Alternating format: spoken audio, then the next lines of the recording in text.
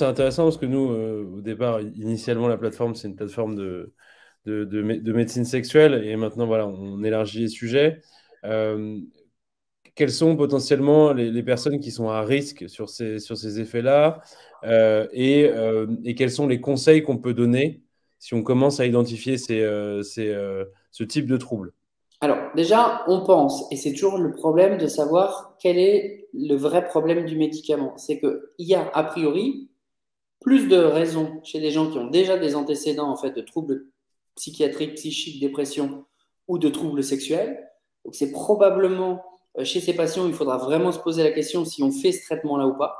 Ok. Et puis surtout, euh, prendre conscience qu'on est médecin, que de parler de la sexualité ou des troubles de l'érection, ça nous intéresse, ça ne nous pose pas de problème, qu'on est là pour en discuter et qu'il faut justement ne pas le cacher, puisque lorsqu'on regarde en fait les personnes chez qui les symptômes persistent à l'arrêt du traitement, bah, c'est majoritairement des gens qui n'ont pas arrêté tout de suite, qui ont continué le traitement alors qu'ils ont remarqué qu'ils avaient des troubles sexuels.